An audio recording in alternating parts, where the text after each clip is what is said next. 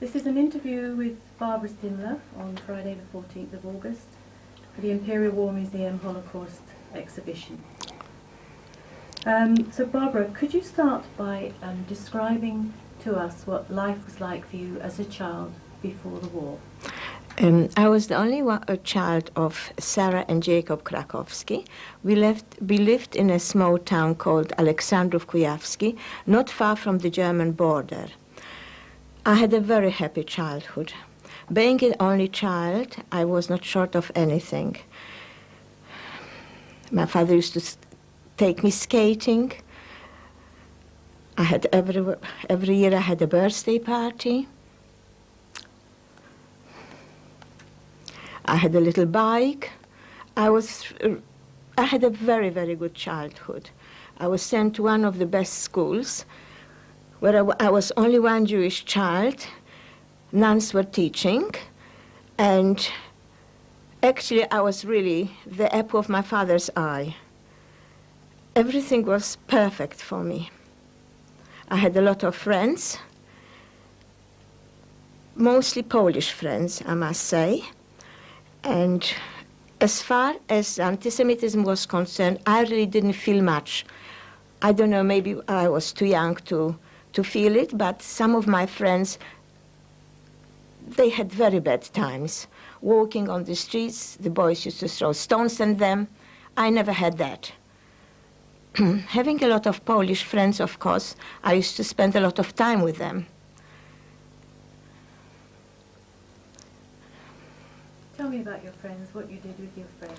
Oh, we used to draw, we used to play games, children's cards. Even one of my friends was still alive, and I am in contact with her. She lives in Warsaw. I used to go there. They had a piano, and I had already piano lessons as well, and I didn't have a piano at home, and I used to go there, and I used to practice there. And life was very nice and smooth for me, till the war broke out. Can you tell me a little bit about your, whether you were a religious family or a secular family? Actually, my mother was religious. My father was not religious. Our shop was closed every Saturday and Sunday. My father used to go twice a year to synagogue on Yom Kippur and Rosh Hashanah. And my mother was keeping very strict kosher home. But unfortunately, I had to go to school on Saturdays because the school was open on Saturdays. And a lot of Jewish friends of mine didn't like it, but that's how it was my father's wish, and I had to obey. You say you were the only Jewish child in your school. Yes. Can you tell me a little bit about what that was like and what your school was like? They were fantastic. When I started going to the nursery first, they were also nuns. And when the children in the morning were saying their prayers, the sister came over to me and she said to me, "You don't do your cross. You just have to ask your mommy to teach you in your religion a prayer." And my mother told me, and while they were doing their prayers, I was doing my Jewish prayers to myself. Saying the prayers to myself. What kind of shop did your family keep? Can you just tell me a little bit about that? We had a small textile shop. As I said, I didn't feel so much anti-Semitism because before the war broke out, in front of the Jewish shops, we had pickets. The Polish people shouldn't go and buy from the Jewish shops. But in front of our shop, we never had a picket. So actually, we didn't feel very much anti-Semitism. It was there, but we ourselves didn't feel it. What did you do in your holidays, Barbara? On our holidays, we were living not far from a spa, and 4 or 5 of our girls, we used to have monthly tickets to go by train, and we used to go in the morning, and we spent all day long there, a place called Ciechocinek. And we spent quite a lot of time there. Sometimes my mother, with my cousin, my mother's cousin, she used to take a flat in a village, and we stayed there during the holidays in the village. What was the town like where you lived? Can you describe it? Yes, it was not a big town. We had cinemas and sometimes theaters coming, but of course I was too young to attend the theaters. My parents used to go out. And to the cinemas my mother used to take me when they were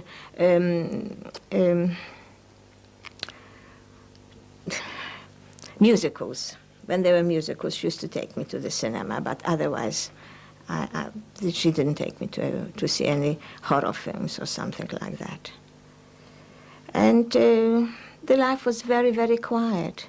We didn't have no televisions. We had already a wireless at home, so we listened to the wireless. I used to read quite a lot, and that was our life, very, very quiet, not so as it is in England for children now. They've got a lot of entertainments here, but we didn't have it. Can you tell me a little bit about your mother? My mother came from a town not far from Aleksandrow, came from very, very religious family. Her mother died before she got married, and my grandfather every Friday night used to come to us, stay with us overnight. And my mother had 2 brothers and 2 sisters, and they all, unfortunately, got killed during the war. From my mother's family, none of the family was left alive. Nobody, only myself. And tell me a little bit about your father. Yes, my father, as a young man, went to Russia. He joined the Russian army, and then after the army, he became a businessman. When the revolution broke out, he came back to Poland. He ran away. And that was the time when his parents were already making themselves ready to go to England, because my father's oldest brother came to England before the First World War and brought over his parents and his sister, a child, and her husband. And that is why I came really to England, because I remember when my mother used to write letters to them, and I did not know which one belongs to which one. I remember the surnames, but it was NW10, W10, or W11. So after the war, I wrote a letter to them and put down all the names and the districts of London. And eventually she got a letter. But in the meantime, I also had an interview with an English reporter, because after the war I was working in a town hall, and he put me really in the telegraph here. And people were phoning to my aunt that her niece is alive, and that's how I got in touch with her and came to England. Okay. Now, do you have any particularly vivid or special memories of your childhood, just anything that really has stuck in your memory? What stuck in my memory mostly is when Yom Kippur, my parents used to sit all day long in the synagogue, and I used to have some friends around and used to put lipsticks on and put my mother's clothes and shoes, and that was my best time that time, really, and we enjoyed it. And of course, being a child, we were still allowed to eat, and when I was younger, we had a maid living in, but then we had only a woman coming 3 times a day to see to things. And she used to prepare for me the meals on Yom Kippur. And that was really very nice, because, dressing ourselves in my mother's clothes, it was lovely. Did you observe any other religious festivals or observances in your house? Not in my house. Let's say Passover, yes. Passover we did celebrate, and my mother changed all the cutlery and crockery, and yes, we did observe Passover, very much so. Can you stop, Jim? Thanks. Going, Okay, so Barbara, could you tell us, please, why your part of the shop wasn't picketed? actually, because my father was a very tough man. One evening, they were sitting, you know, in summertime, before they would close the shutters, my parents used to sit outside the shop because it was quite hot. We didn't have no air conditioning or anything. And we used to have a drink, a tea. We used to drink tea in a glass. And a Polish man was just passing, came over to my father and knocked him on his shoulder and says, "You Jews so and so and so and so and so." Then again, "You Jews are so and so and so and so and so." And my father thought if the third time he was going to do that, he will remember me. And third time he done it, and my father put the glass with his saucer into his eye, throw him in the gutter, and close the shutters. And from then on, nobody would touch me or have pickets in front of our shop. Okay, thanks. Cut. Okay. So Barbara, if you could tell us that you went to a Catholic school and give us a little idea of what that was like and what went on there. Thank you. Yes, they were treating me very, If very... you could start off by just saying that it was a Catholic school, Uh-huh. that would be useful. So wait a minute, if you just start now. The school I was attending was a Roman Catholic school. The nuns were teaching us, of course, and they were treating me very, very well. Even when it was Christmas time, we used to have a pantomime. They never put me with a religious acting, but let's say 1 year I was summer queen. We had 4 seasons of queens, and I was the summer queen. And they were very, very kind to me. They were trying the hardest not to upset me in any way that I was Jewish. And that was very helpful for me.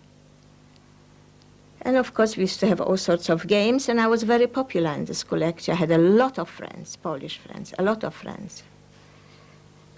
As I said before, I corresponded with 2 of them.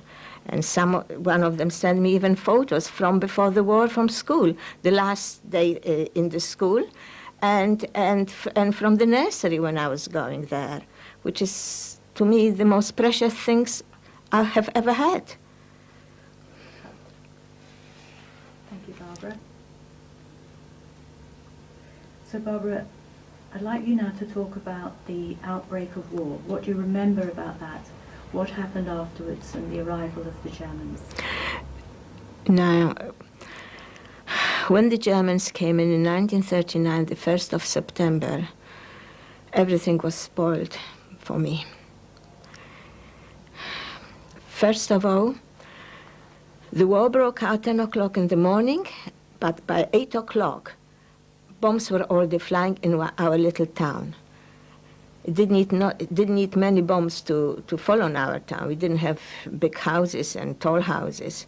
Unfortunately, we quickly ran into the cellar, and the bomb hit us, hit our house, just the corner of the house, and next door people got all killed.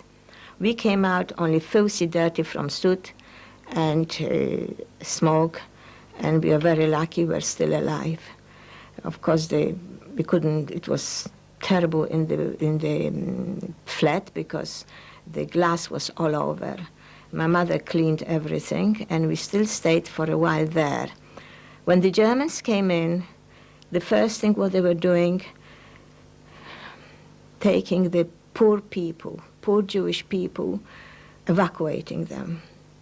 Till today, I don't know what they've done with them, but the children were holding little parcels or a pillow, it was just a terrible, terrible scene. Unfortunately, they also arrested my father because having a shop, and a lot of Germans were living in our town and always talking about politics. Of course, my father was always against Hitler. And one day he said something to one of the Germans, and then they came and arrested my father. My uncle, my mother's brother, who was living in the same town, he knew quite a lot of Germans because he was doing business with them. And he went to one of the prominent Germans, and they let him go. So my father thought, that's no good. He bought a cart and a horse. Whatever we could load up, we did. And he was going in the middle of Poland to a town called Lubraniec, where his brother was living there. When we got there, the Germans were not there yet. Of course, I forgot also to mention, when the Germans came in, we had to have yellow bands on our left arms, and we are not allowed to walk on the pavement. We had to walk in the streets. Barbara, could you tell me a little bit more about how the Jews were singled out by the Germans, and what you remember about that? Yes, for the moment in Aleksandrow, I didn't see much because we straight away left to Lubraniec. But when we got to Lubraniec, 2 days later, the Germans came in. We had all the shutters closed and all this. Everywhere was empty. And the mayor from Lubraniec was waiting with a bottle of wine to greet the Germans, not knowing what's going to happen to us. The same thing, we had to have yellow stars in front of our clothes and in the back of our clothes. We were not allowed to walk on the pavement, but we had to walk on the middle of the road. One day, on Yom Kippur time, they came, took out all the Jewish books, all praying books. We had to carry them into the middle of the marketplace and burn them. They took also the rabbi and a cart. They took a cart without a horse. He had to load up stones on it and push it. I don't know where and what, but it was a terrible scene at the time, and we got all very frightened. Can you talk a little bit about your parents at that time? Yes. Now, what we did, suddenly, just before Christmas, there were placards on the streets that people who do not belong in Lubraniec, they have to leave in 24 hours. My father hired a sled with a driver and a horse, and we started going towards Warsaw. We stopped in a town called Lubraniec. Sorry, Kutno. I'm getting muddled up. Can you just start that again, Barbara? Yes. We stopped in town called Kutno, where I had also a friend, Polish friend. Her parents were very friendly with my parents, and we stopped there. We thought we were only going to be a week there, and then my father wanted to go still really to Warsaw. They were very kind to us, the Polish family. My father went out to the trains to buy a ticket to go to Warsaw. And he met somebody whom he knew from Aleksandrow, and he said, I just come back from Warsaw. He was not a Jewish man. And he said, if you want to kill your wife and your child, go to Warsaw. It's very bad there. Excuse me. It's very bad there. So my father came back. He didn't buy the tickets. He came back, and we stayed still with his family, Lebiedziński. But one day, after a few weeks staying, neighbors came, and they called my father, and they said, you are endangering the Lebiedziński's life. If the Germans will get to know they were hiding Jewish family, they can be in trouble. My father understood that, and he went to Kutno. Actually, they were living outside Kutno. We had to cross a railway track to go to town. And the first town crossing the railway track was a family called Kronzilber. They had a shop there, a grocery shop, which was still open. Because don't forget, I'm still talking about the beginning of 1941. Sorry, of 1940, the beginning of 1940. And my father got a room there. He was paying rent there, and they gave us one of their big rooms. And we stayed with them. Sometimes we helped them also in the shop. They were very kind to us. And everything was all right. We also had to walk on the middle of the road with the stars in front and back of our clothes. One night. Sorry, Barbara, could you just tell me how you and your family felt about having to wear yellow stars? It was very degrading. If you could just start it talking about wearing a yellow star and walking in the middle of the road, you felt like an animal, very, very degrading. You didn't have to say who you are. They knew straight away by walking on the middle of the road and wearing this yellow star. Anyway, one night, it was a knock to the door where the shop was. I was lying in bed with temperature. I had flu very badly. And two men came, and our room was the last room. And direct they ran into our room. They passed the Kronzilber's room where they were sleeping, and they came to us. So my mother kept saying to them, my daughter is very ill, she's got high temperature. They didn't take notice, and she thought something is wrong. Usually they used to come to search, but she could see is they not searching, only they were after something. So she started shouting to me, run, run. I should run. While she was talking to them, I slipped out and started running towards the Lebiedzinskis over the railway. And that was winter. It was February. The snow was very high. I was only in the nightdress. I didn't have no shoes. And I was running. In the meantime, my mother started to run after me, and they caught her on the street. They started beating her up. She should call me. My mother said she called me, but she didn't want me to come back. But I come back because I heard her screaming how she were beating her. They took me to the kitchen, tore the night off me, and the few jewelry and money what we had left, they were all splashed on the street, on the floor. They never picked it up. And I thought, my God, what do they want from me? They put me on the bed. I'm sorry. Barbara, you don't have to talk about this if you don't want to. All right. I think we'll leave that. Do you want to cut? Yeah. Yes.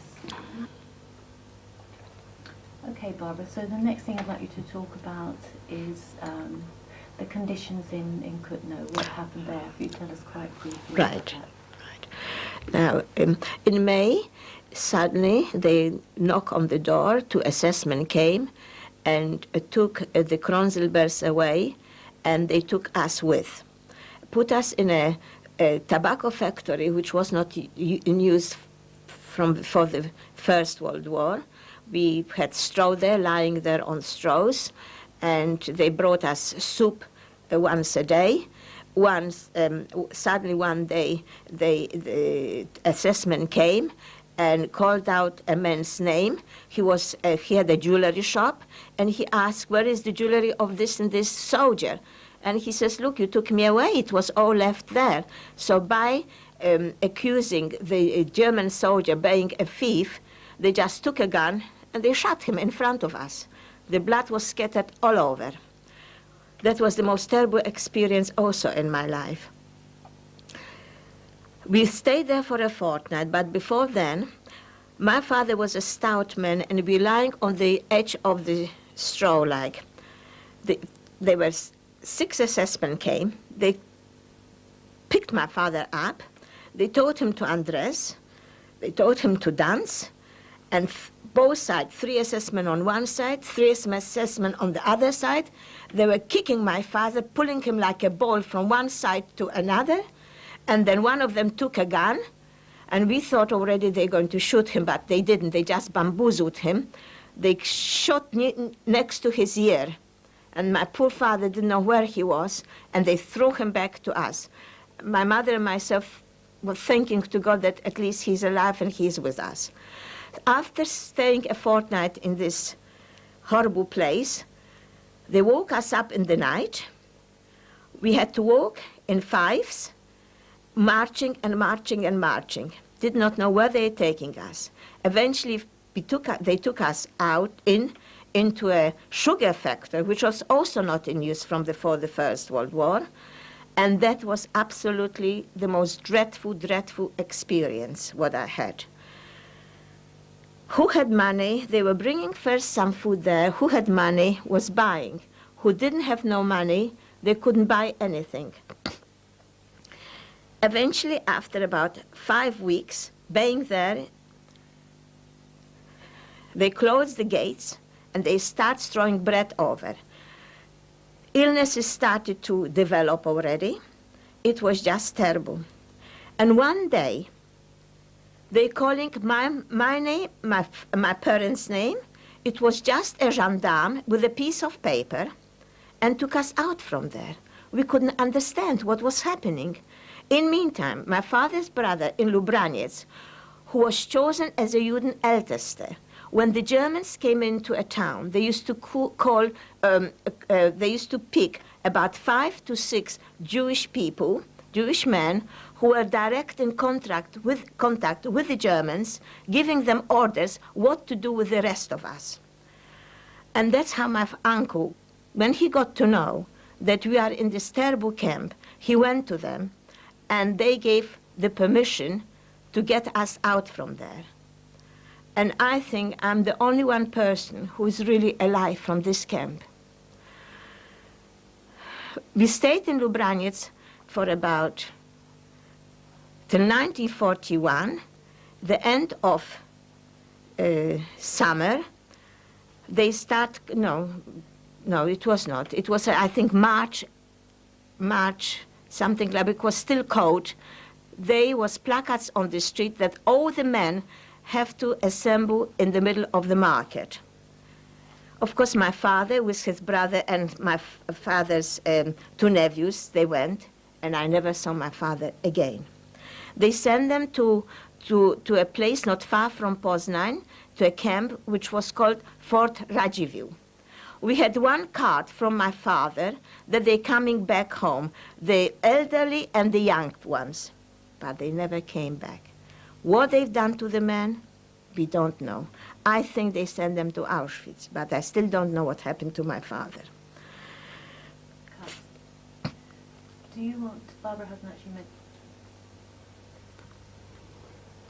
Okay, Barbara, if you could just tell us a little bit more about Kutno. Yes, in Kutno, where we were there, they put us in this Kutno camp, which, as I said before, nobody was left alive. And the life was there the most dreadful, dreadful experience I had, because we couldn't get no food. They didn't deliver any soups or anything, like they used to deliver in other camps. And when they closed the gates and start throwing bread over the fences, who was strong cut a bit of bread, but who was not able, people already dying there. The illnesses were, it was just terrible. People were getting ill. I don't know what illness they had, or typhoid or what, and we're just lucky to get out from this Kutno camp through my uncle. Okay, stop there. Do you think we should change?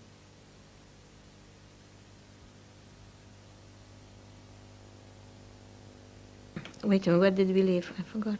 Well, it doesn't matter, because Yes. well, I'll get you to yes, talk about yes. moving into. You can feel quite relaxed about Yes. how you tell the story, Yes. Barbara, because this isn't going to be something that's all run in one long narrative. Unfortunately, Yeah, you know how I difficult. feel. Yeah, very Yeah, difficult. You're doing very, very Yes. well. So thank you. Okay. After they took, Oh, hold on a minute. Sorry, are you ready? Okay. So Barbara, I want you to tell us now about your move into the Lodz Ghetto. yes, after they took all the men away and sent them away to the Fort Radziwiłł for work, 3 months later, all the women had to assemble in the marketplace, and they put us in trains, and they sent us to Lodz Ghetto. Now, when I got to Lodz Ghetto, my mother was absolutely broken-hearted when they took my father away. So I had to be a husband, a daughter, and a mother. She was absolutely helpless. When we got to the ghetto, on the platform, there were 2 women there with white overcoats, and somebody told me they're looking for people working in children's hospital. So I went over to them and asked them if they could employ me, that they took my father away already, and I'm with my mother, who's helpless. They didn't want to take me because they said, a child will look after a child. But I begged them on my knees, and they said to me, okay, come tomorrow. Now, when you got to Lodz, there were also committees who were putting us with the families, to live with the families from Lodz. We were put, myself and my mother, with another couple, which was a mother and a son. The son was a little bit older than myself. It was very, very difficult for me because it was 1 room, and I was afraid to undress myself for the night. Anyway, the next day I went to this hospital where they told me, a place called Marysinec. It was a little bit outside Litzmannstadt. There were 2 barracks facing each other. On one side of the in one barrack, there were children who suffered with tuberculosis, and on the other side of the road, in the block, children suffering with boils. Of course, they put me into the hospital where they're suffering with boils. I was quite happy there. The children were very good. I used to bath them. Of course, I was not a nurse, so I was washing the floors. I was helping them with all duties. Now, if you didn't work in the ghetto, you didn't get a coupon to get a soup. And my mother didn't get this soup because she was not working. Working in the hospital and explaining them the situation, they used to let me have a soup to take home. On my day off, I found a room for myself and my mother to have our own place. So it was like a little square room, which we had 2 beds there. And as I told you, the committee helped us with some bedding and 2 chairs and a little table. And that's where we lived, still working in the hospital there. I found also a job for my mother in a kitchen, which was fantastic because she had soup there and she was quite happy. Unfortunately, that didn't take long. Suddenly she became ill and I was in trouble. They took her to hospital and they sent her back where she was paralyzed on one side. When I went to work, I had to leave 2 chairs next to her, one with some food, whichever I had, and some with a bedpan. When I come back, I had to clean her and look after her. Suddenly, in the morning, I'm getting up to work, and people are telling me they're closing down the street. What am I going to do with my mother? If they found it, they take her away from me. So I carried her in the garden, put her in a ditch, covered her up with some straw, and went back to work, praying to God, when I come back, she should be there. She was there. I carried her back, put her on the bed, And it was very, very difficult for me. Thank God I was still working in the hospital, so I was allowed to get out from the place where they were closing the street because I was wearing a uniform.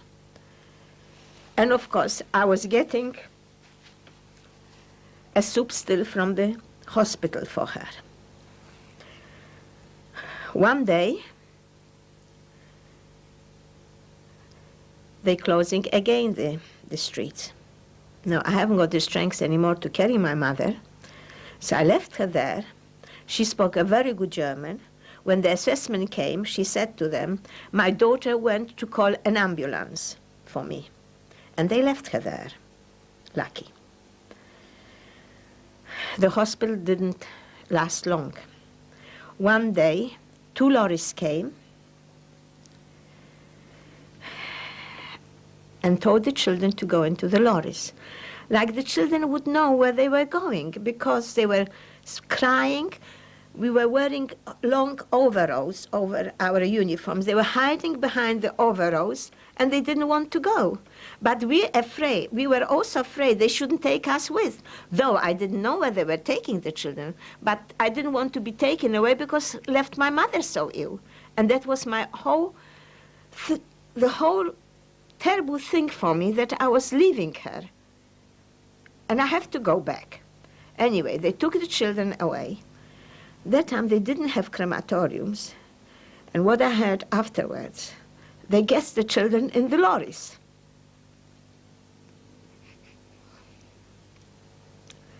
I went back. I had to find myself another job. I went to a factory that were knitting tablecloths for German women. The German women used to come, and they used to choose the patterns, and we used to knit for them beautiful, beautiful tablecloths with very, very thin, silky cotton. And the tablecloths were as big as, I would say, 4 meters by 4 meters after they stretched them. Now, how do I get a soup for my mother? A lot of Gerus were in the same situation as I was. They had parents ill who didn't get no soup for them. So what we did, the women whose husbands were working direct for the Germans, because in the middle of the ghetto, you had a house where the Germans were there. It was their offices. And some of course, chosen people who were worked directly with them. It was a president called Rumkowski, and he was direct in contact with the Germans, and they were giving us, because really a ghetto was like one factory. We used to do for them everything. We used to do for them shoes, uniform, hats, everything. And we used to get money who were only allowed to use in the ghetto. Everything was Jewish in the ghetto. The policeman was Jewish. We had co-ops, where we had co-ops was only for bread. We used to get a bread per person, 1 bread a week. And we had also co-ops, where we used to get from them sometimes potatoes, potato peels. Whatever they could get in the ghetto, we used to get a ration. It was very, very tough. We were very hungry. People were starving on the streets, dying from hunger, children whose parents were already perished, and it was very, very tough. The women whose husbands were working for the Germans direct, they had to figure out that they were working as well, but of course they didn't want to knit. So girls like myself, they used to give it to us to do the work for them, and they gave us the coupon for the soup.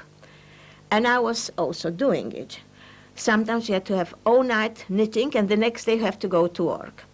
And I had the soup for my mother. But of course, we were also working during the working hours in the factory. And one girl was caught. She was caught, and they took the soup away from her. And we knew what the soup means to her. So we started striking. We didn't work. Policemen came and they arrested us. it was 30 of us, they put us in jail. When you were in jail, we were very lucky if the roll commando didn't come and took you away wherever they took you away, which I did not know where they were taking them away. But again, I didn't want to be taken away because I've got my ill mother. By the evening, when I'm supposed to go home from work and see to my mother, what am I to do? I'm arrested. We are very lucky that the roll commando didn't come and took us away. I asked the officer, the police officer, and I told him this story, and I asked him could he take me to my mother because she's in that state. Anyway, he came with me. Even he helped me to chop a little bit of wood, which I warmed up, and peeled potatoes. I made like cutlets for her on the steam of the water. I steamed up for her and made her some drink, and he took me back to jail. And I said to her, don't worry, I come back home. I will not come back for the night, I come back in the evening. When I come back, I tell you everything, but don't worry, I will be back. The next day, they put us again in fifths and start marching us. It was in the ghetto, but they were in fields. It was like outside the ghetto. 2 barracks. In one barrack, we had to assemble some bits and pieces. I don't even know what it was.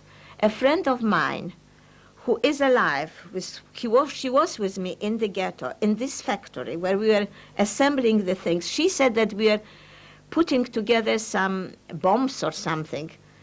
And then we had to also pack the tools were supposed to be sent to warm up the aeroplane engines, because where they sent us to this place, it was winter already. I still think that we are packing the things for warming up the aeroplane's engines. She says to me that it was something else, but I don't know. It was like a chain work. Everybody had to put something else in the box, and the German was standing in the end, and he was checking if everything is there. If it wouldn't be, God help us. Now, here, what do I do with my mother with the soup again? I went to the man who was in charge, the manager of that place, and I told him the situation.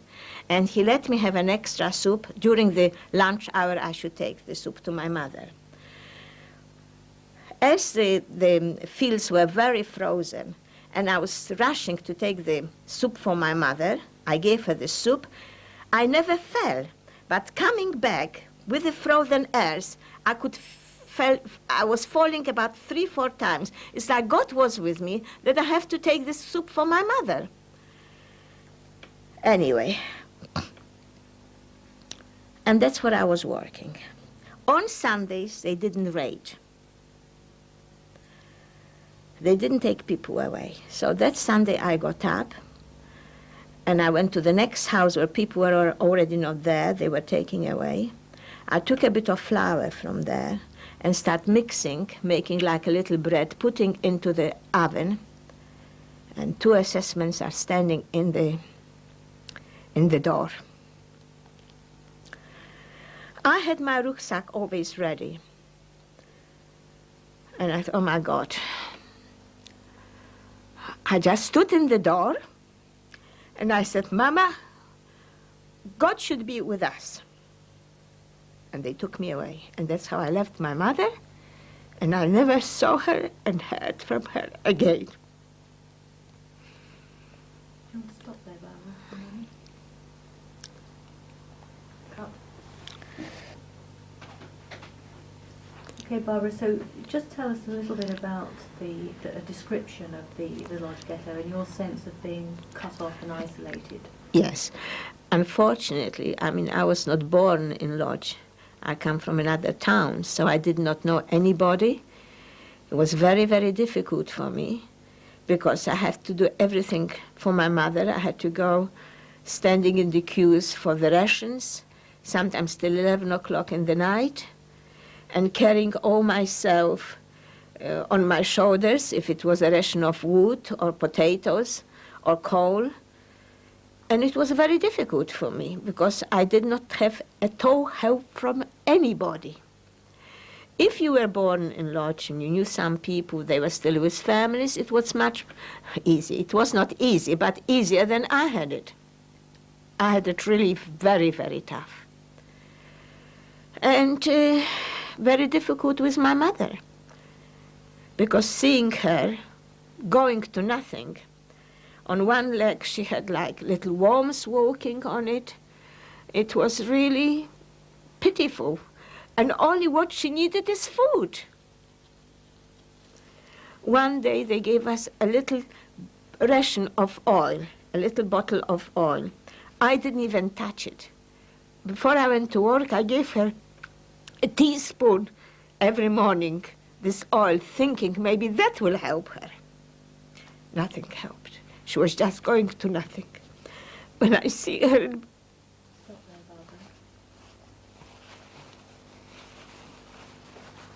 if I see her in front of me, it's just I think we're just killing me. No, okay. Anyway, when they... Yes. Is it still on? Is it? Yeah. Yeah. Yes.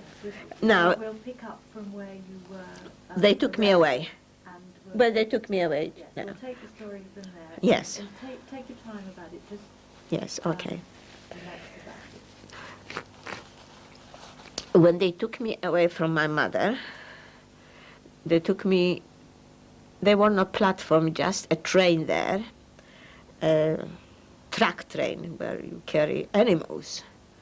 Before we got into the train, they gave us all a loaf of bread, and in the middle of the train was a barrel of water, and of course they put us in and we were like sardines.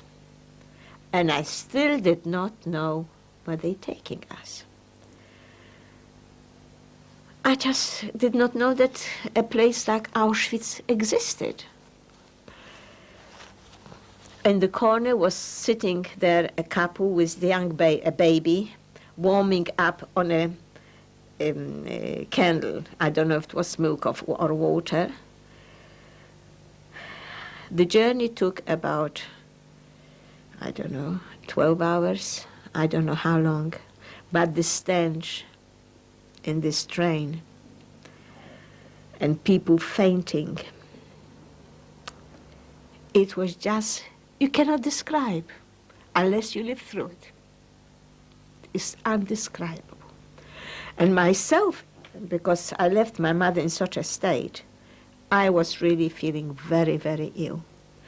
And two young women were there, and she could see the way I was feeling, the way I was. And somehow they took a bit of sugar and they were giving into my mouth this bit of sugar to keep me alive.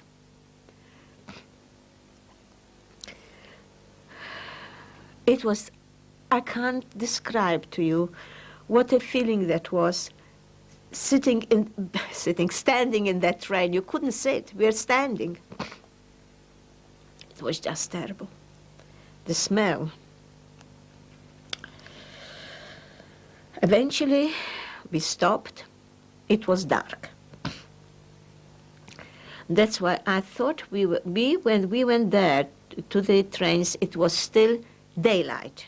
It must have been about 11 o'clock, 12 o'clock, something like that during the day. But when we got to Auschwitz, it was dark. We had to get off the trains, and they said, leave your luggage, the luggage will come with you. The luggage come with us. Anyway, now they start sorting. The men separate and the women separate. The screams from the mothers who were separated from the children, from the boys, the sons, from the husbands. It was just terrible. And of course they had the beds and they start beating and all this. It was just terrible. We start going through a gate. And then the two girls are still giving me this sugar to keep me alive. I still don't know where I am. One woman goes to the left, The two SS men standing, one to the left, one to the right. I am going with these girls to the right. They put us in fifths and start counting us and counting us. Were you hearing the noise? Yes, I am. Okay, Barbara, so we'll pick the story up from where they were sorting people to left and to right. Just take it calmly. When they said, when we went through the gates, and there was two SS men standing on both sides, and of course plenty of them more, but near the gate, and they looked at a person, one on the right, one on the left. They were only women, because they separate the men completely. They put us in fifths and counting us and counting us. What they were counting us, we did not know. And we start walking, stop, counting us. When it got lighter, I could see their barracks, surrounded with electrifying fences, wires, electrocuted wires, whatever you say. And from one of the barracks, a girl came out. She wore a very short dress, no shoes, and no hair. So I thought maybe in this barrack there are women who are mentally ill, and didn't think of it, that in 1 hour I will look exactly the same.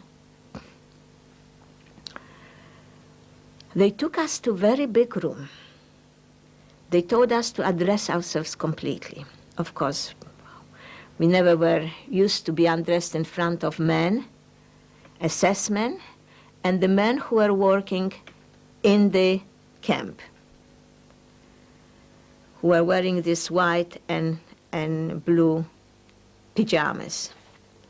We don't undress ourselves, so they start taking bats and start beating us. So we undressed ourselves. We had to form a circle and walk one behind each other. From there, they start still picking up women who were thin, very thin, or had any spots on their bodies.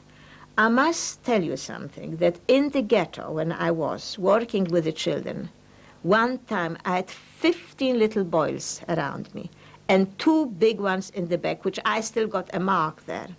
When I went to Auschwitz, I didn't have no boils, no nothing. It's just like God was with me all the time, that I have to survive.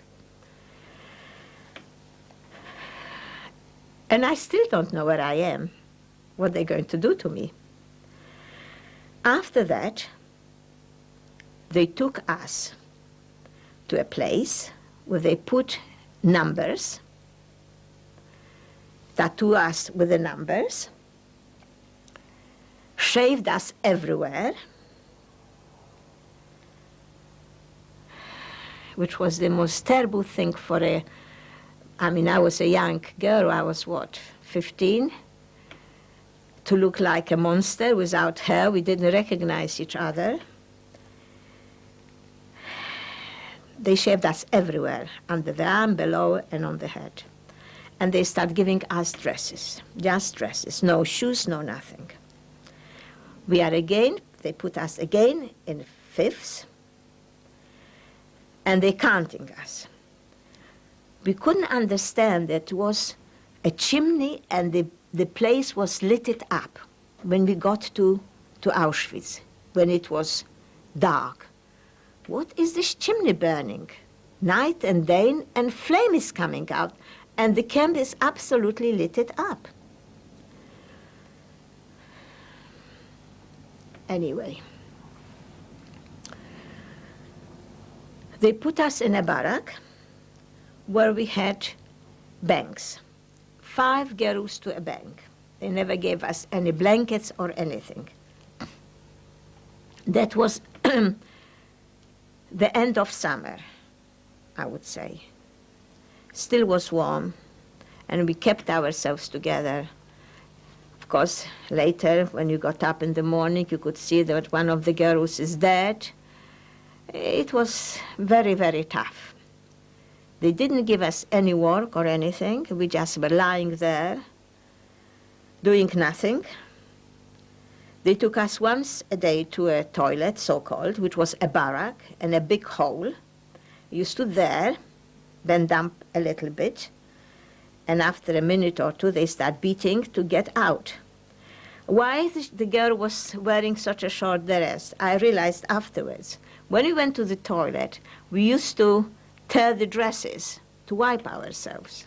And that's why the dress was getting shorter and shorter. We are not allowed to leave the barracks on our own. They used to wake us up 4 o'clock in the morning, and 5 o'clock we had to stand outside in fifths, or fives, you say fives, counting us till the Germans used to come. You had to stay from 5 o'clock in the morning till 10 o'clock sometimes. Rain, snow, whatever weather it was, waiting for the Germans to come and count us. The girls were fainting. It was terrible. And when somebody fainted, you didn't see them anymore, of course. Or they put them, like I fainted already as well, and they put me in one of the blocks, was called like an ambulance, which was a little hospital.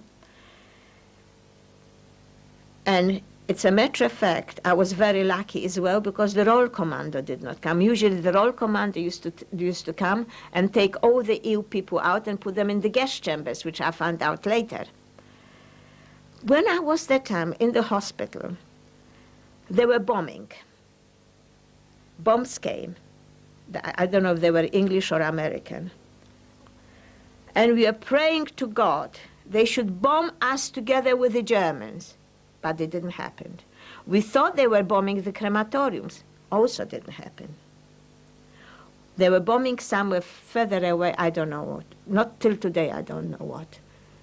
But it was a fantastic experience to know that they came and they would bomb us. We wanted to be dead with the Germans. We wanted to see them dead. What they were doing to us. One day one girl says to me, you know what, Barbara, one of your cousins from Lubranitz, a friend is there. There were 10 blocks.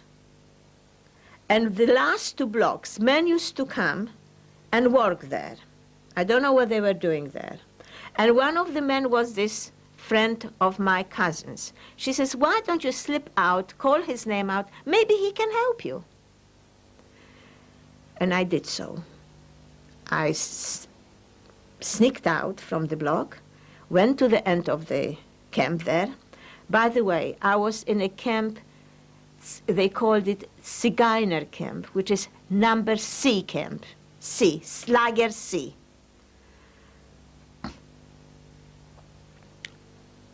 And I was calling his name out. He was not there, but his brother was there. And of course, he was very surprised to see me there. But he said, which block I am in? I said, number 30. And he says, Henrik, his brother will come the next day. He came the next day.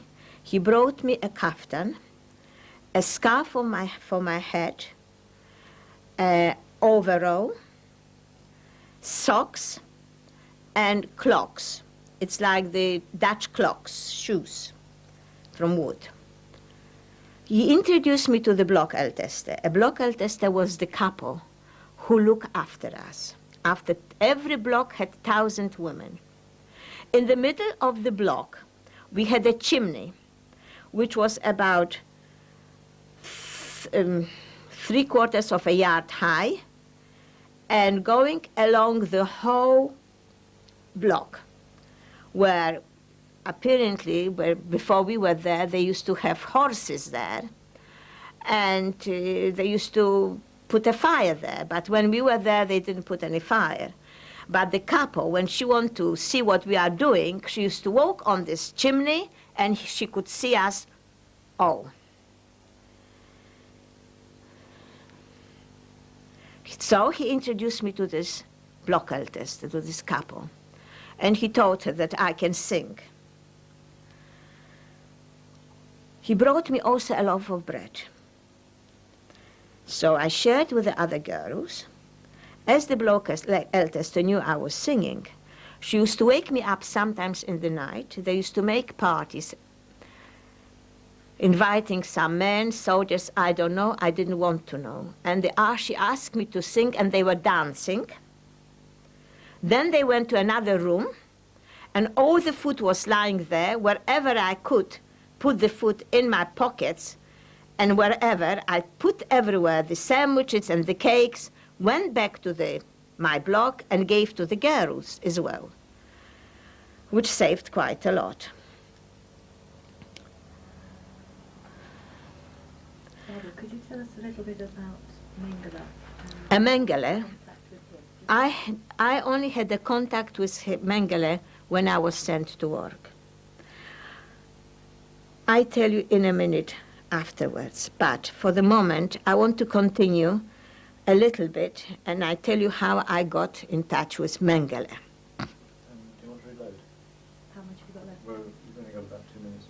Perhaps we better, yes.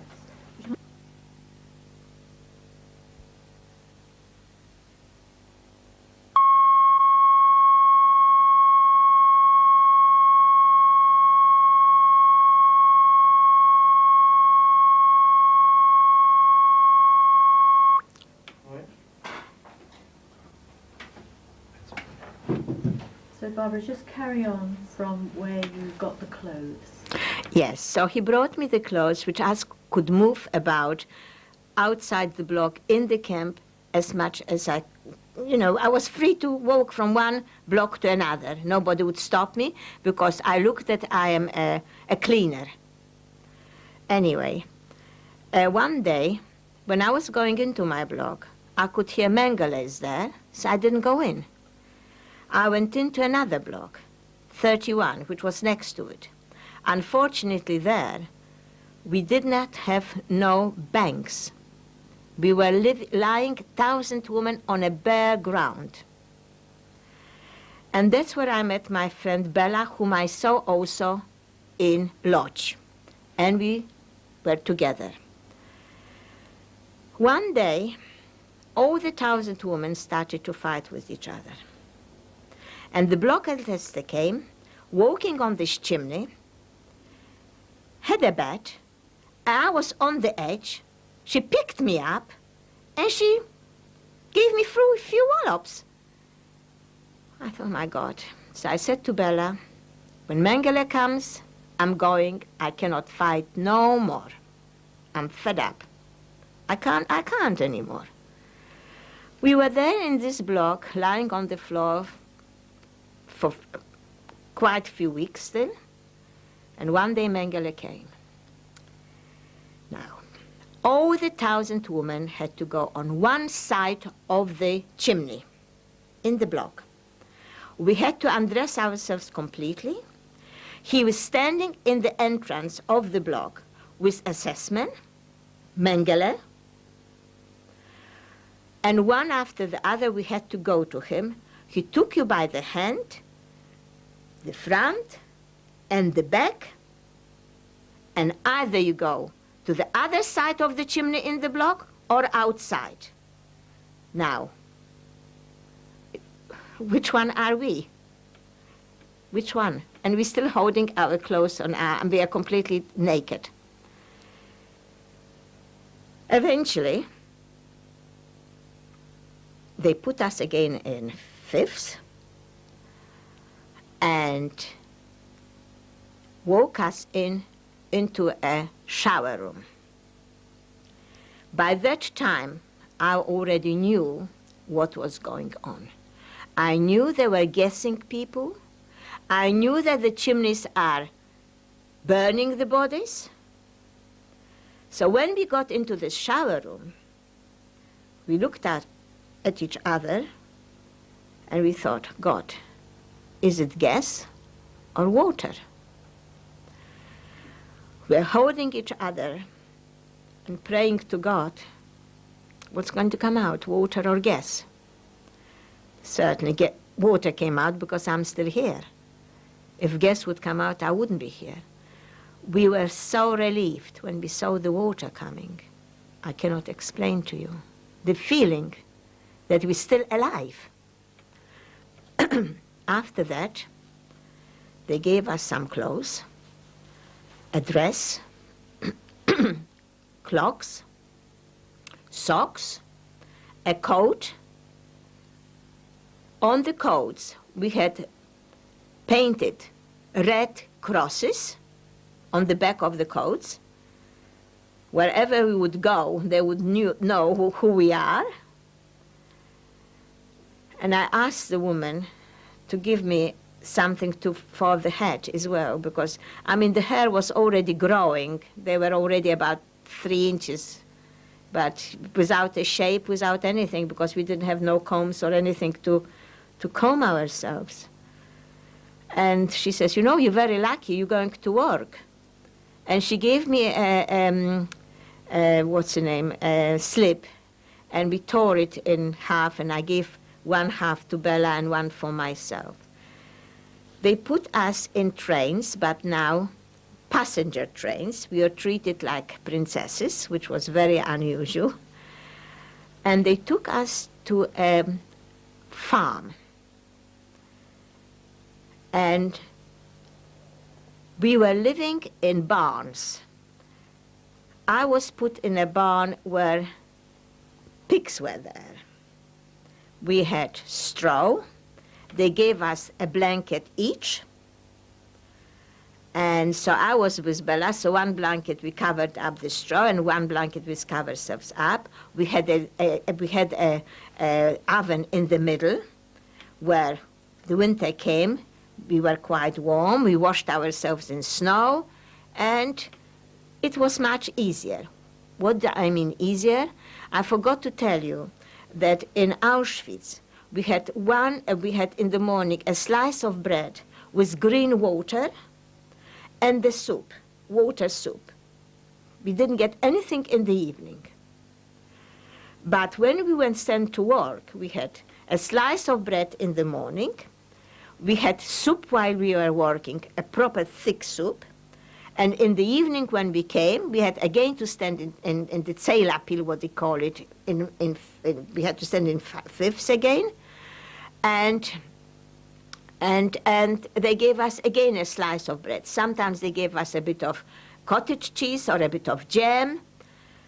And one day they brought us a bit of cottage cheese, and I asked the woman to give me a little bit more, and she was actually a Hungarian Jewess working in the kitchen, and they gave me a few zlotys because I asked for a little bit more. But never mind. And when we got to this camp, they gave us little... Actually, you just kind of have an airplane flying over. Yes. Could you describe to us your work in the camp? Yes. In the camp there, in this working camp, we had to dig ditches on the Polish-German border against the tanks. Apparently, the Russians were already coming there. We did not know. And we were the workers to dig the very, very deep ditches, throwing the earth very high. And so we thought, God, if we are the workers, must be very bad with Germany now, because we could hardly pick up a spade. Here I was lucky again, because the men were working behind us, the prisoners, men prisoners. We were just digging, and they were finishing off the ditches with wood, I don't know. One day, a man was passing with a horse and cart, and he throws me a letter and tobacco. He throws me tobacco And for tobacco, I could get soup in the kitchen, sharing with Bella, with other girls as well, and bread. And one day in a letter it was that I should stand there, and he would put me in the wood and will take me out from there. Now, it was a fantastic thing because we were 1,000 women, 200 Polish Jewesses and 800 Hungarian Jewesses. And to pick me up, anyway. And it is the honest truth, because Bella is still alive, and she was with me, and she was smoking the tobacco what he was throwing to me. But as he asked me, I didn't know to stand there, and he wanted to free me. I did not know who he was and what, and I did not go. I thought, if it will be fated for me to live, I will live. If not, it's too bad. When we got to this camp, we used to get little text hanging on our necks, a leather text with the numbers. One day when I was washing myself, I put a tag in the straw, and I don't know what happened to it. I couldn't find it. So one of the girls found a bit of carton and made me a little tag. And we had only one assessment in this camp. Otherwise, we had only gendarmes and women couples, horrible women. And I lost the tag, and he was checking this, and he saw this is not the same what they gave us, and he gave me some sloshes in my head for it. But still, I'm still here. It came winter. We couldn't dig anymore, so they gave us, how do you call it? What you bang the earth?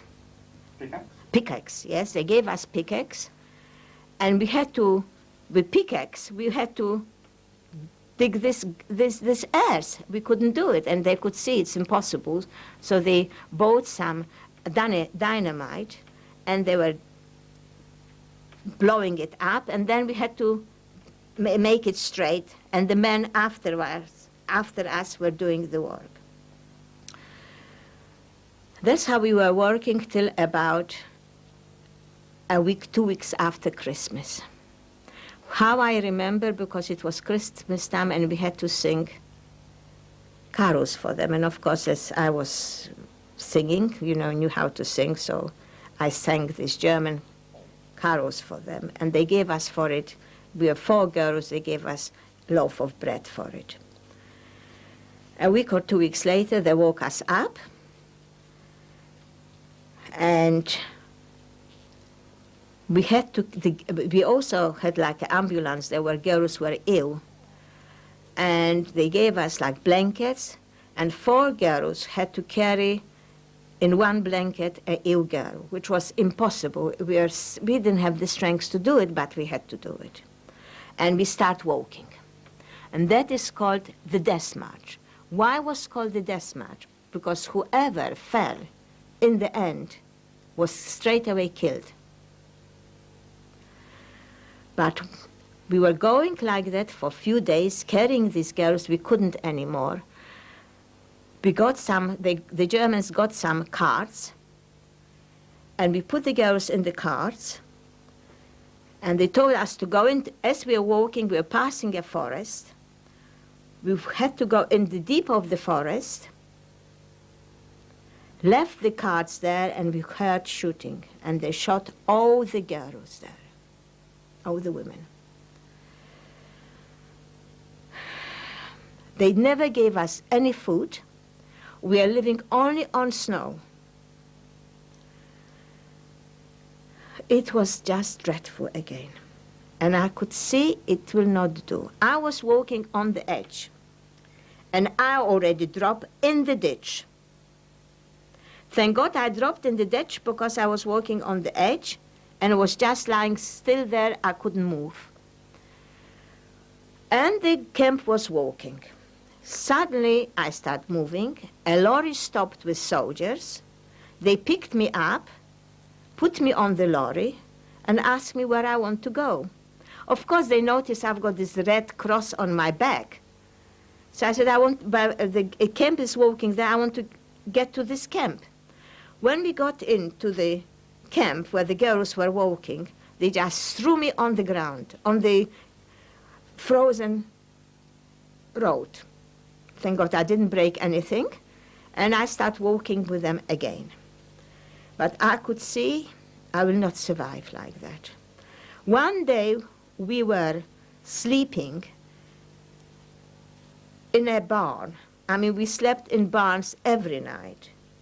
But that barn was situated in a forest. The barn was from wood, where you had spaces between the wood, and around the forest you could see buried potatoes or carrots, whatever, because I knew they were burying like that in Poland, so I knew that that must be vegetables. Now, I was the youngest one in the camp there, and the girls helped me to make a ditch in the straw, a hole in the straw, and I was quite deep next to the wooden fence, the wooden wall where I could breathe. They covered me up with a straw, and when they were calling us up, they used to go with the bayonets to see if anybody is hidden. Unfortunately, Bella they caught. She had to walk up, right up to Bergen-Belsen, and they didn't catch me. But they caught another woman who was lying opposite, crying. She said, "Look, I cannot walk anymore." Her leg was black. She was lucky it was a gendarme, not an assessment, and she said to him, "Look, why do you have to kill me on the road? I can't walk anymore. Kill me here." And he left her. In the night, I went over to her, and we stayed together. I went out with my bare hands, which the earth was frozen, I would say about 3 inches. I got into this place where they were burying the potatoes or carrots, and with my bare hands I made a hole and got out potatoes. And we lived on raw potatoes and snow for 10 days. The stomachs were already, we couldn't breathe anymore. We were in a terrible state, and we thought, and we could hear bombing and shooting. So we knew that the Russians must be near. But we couldn't stand it anymore, and we got down from the straw and were walking towards the village. A woman was standing, a German woman was standing there near the fence. Nirma spoke beautiful German because actually her parents were born in Poland and they had to leave Poland when Hitler came to power. They had to leave Germany to come to Poland. So she spoke very well German. I said, "Ask her for water. Don't ask her for food. Ask her for water." She asked her for water. She turned around and she went in.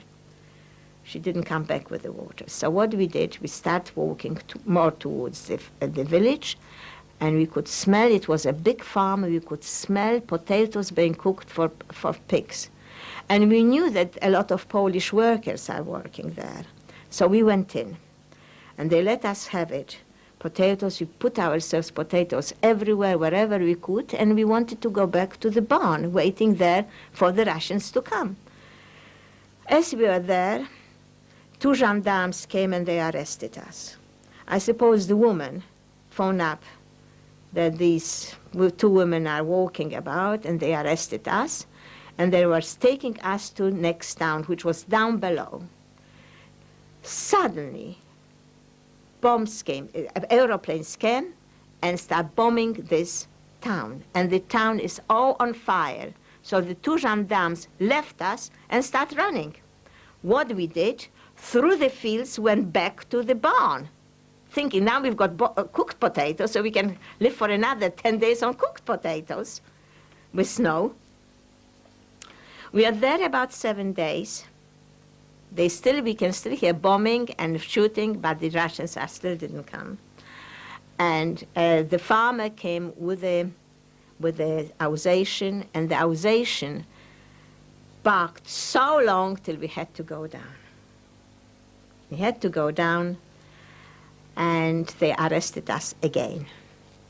They were taking us to one place to another, and it was tough. One day they just left us in the middle because, you see, the German people from there were running away. They didn't want to be free by the Russians, because the Russians were doing exactly the same thing what the Germans were doing to the Russian people. They wanted to be freed by the Americans and by the English.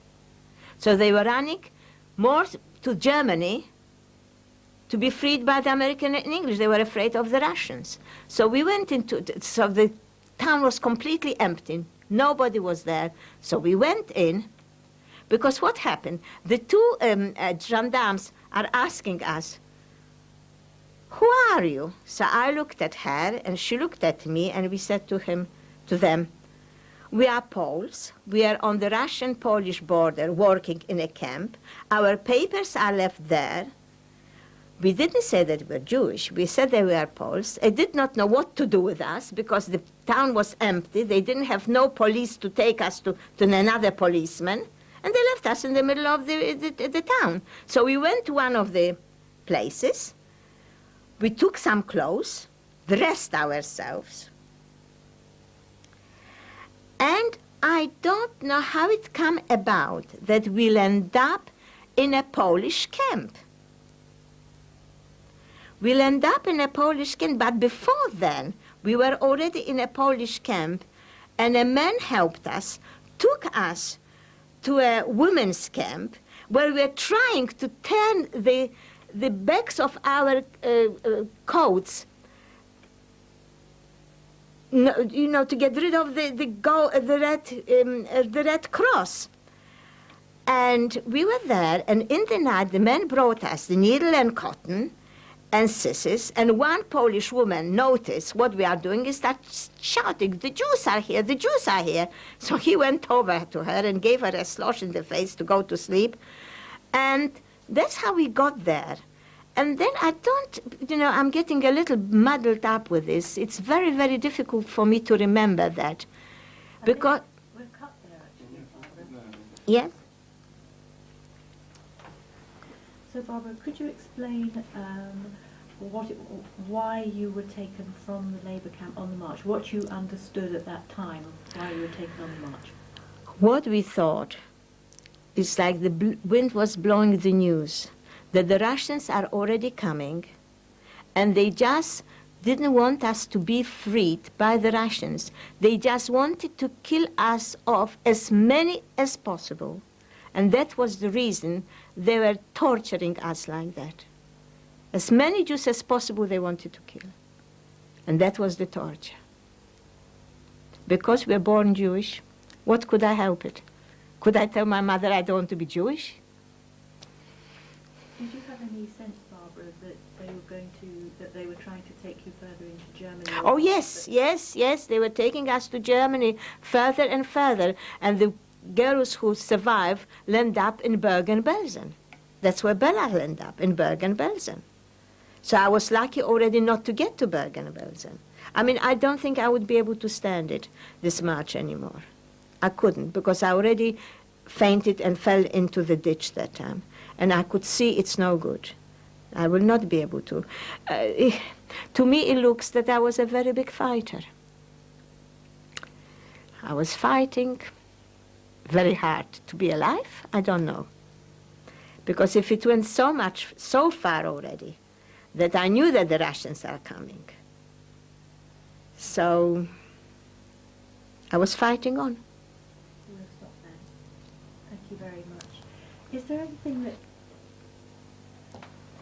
So, Barbara, could you tell us how you first became really aware of the gassings and the burnings that were going on at the camp? First, when I got to Auschwitz, I really did not know that Auschwitz existed. But when I got there and I saw this chimney burning night and day, and the flames are coming out from this chimney, we start talking to the girls. And some of the girls, of course, knew already what was going on. And that's how I found out that they were picking up people, putting them in gas chambers, and they're burning them. It was absolutely terrifying when I heard about it. And afterwards also, not there, but after the war, when I'm watching all sorts of television programs, knowing what was happening over the wall when I was there, because I did not know what was happening. They were experimenting on people, on women. And I couldn't understand sometimes. When I used to get up for the sale appeal in the morning, girls were electrocuting themselves, dying, because they knew what was going on and they didn't want to go through. I did not. I did not know nothing about it, that Mengele was experimenting of men or women or twins. I did not know nothing about it. Probably if I would know, I would probably do the same thing, being petrified if they choose me to do something on me, because I never gave them any anesthetic or anything. They just, it was terrible, terrible what he was doing. He was a real murderer, this man. And Time to wrap up questions. I think, And Alice running to them every 2 weeks. but perhaps I'd like to ask you about your belief in God, yes. I do believe in God because whom do you turn to when you are in trouble? You still say thank God, please God, and thank God. That's what I do. Friday night, I put the candles on, where is our Shabbat, and I still pray to God and thank God for everything what He's giving me. Though my life is not so very easy now either, because I've got both 2 sons, and both of them are suffering. My older son suffers with multiple sclerosis, and my younger son suffers badly with nerves, which I really blame myself for it. Because when I had a nervous breakdown, he was just under a year old. He was put in a nursery, in council nursery. My husband put me to a private nursing home because he didn't want me to go to Oceanly. I should be there for years. And my husband was only going to see him. And after 6 weeks, when I was in the nursing home, he brought me my little boy. He didn't recognize me. He didn't want to come to me at all. Till 11 years old, when I left him at school, he used to say to me, "Mommy, you will not forget to collect me, will you?" And that's why I know that it's my fault that he suffers with nerves. We'll stop that, Barbara, I think. And maybe, I think perhaps if you told us instead, yes, why is it important that people hear your story today? It's already 2.5 years when I'm speaking to children in schools. It is so important for them to know what can happen to people when you've got the wrong leader. I do explain to them as much as I can, and the reaction from them is fantastic. The letters they write to me, they cuddle me after I speak. They should shake hands with me. They're so grateful that I am speaking to them about those things. And of course, I do try my best to explain to them this should never happen again, because it was a terrible, terrible experience what people are going through. Not only Jewish people, Polish people, where as soon as the Germans came in, they used to, whoever was saying anything against German or something, they used to take them and outside the town, they used to kill them. And they used to force them to be Volksdeutsch, and if somebody didn't want to be, it was very bad for them. I mean, I have been to Auschwitz about 6 years ago with my husband, and I was actually in Birkenau, not Auschwitz, which is 1.5 kilometers from Auschwitz.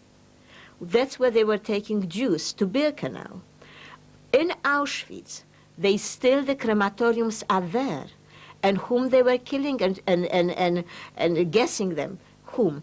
They were these Russians, people who were saying something against the Germans.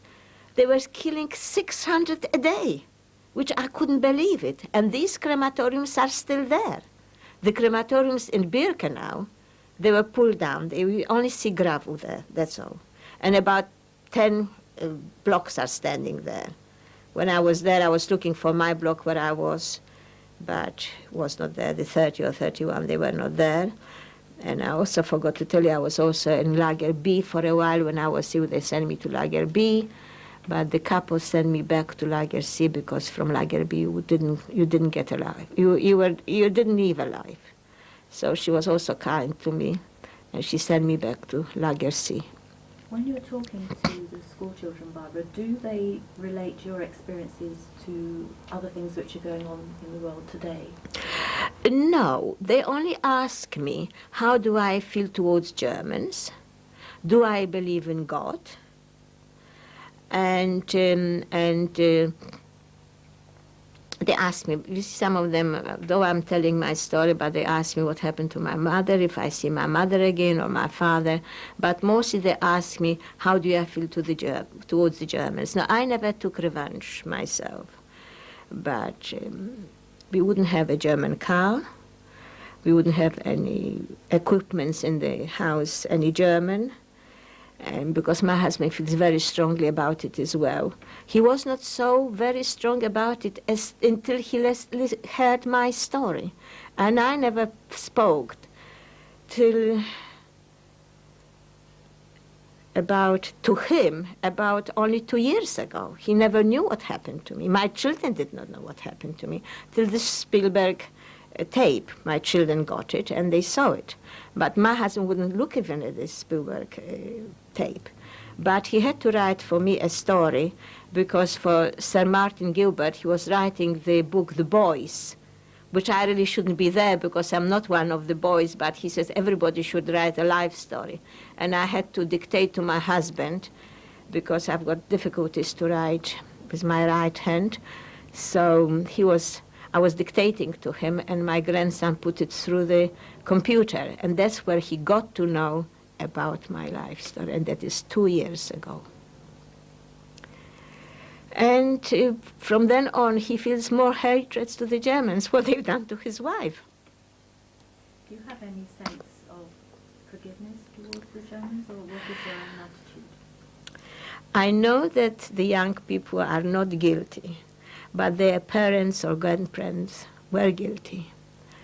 Of course, as I say, I wouldn't put anybody down because I feel a person is a person. They've done a terrible thing to the world, not only to me. But, I mean, I wouldn't put them down. If I would speak to somebody who is German or something, I would speak to them like to a normal person, I think. I don't think I could. I can't forgive them what they've done to me because I'm suffering all the time. But I couldn't take any revenge. I couldn't. Okay, Barbara. This is my, I suppose, my character.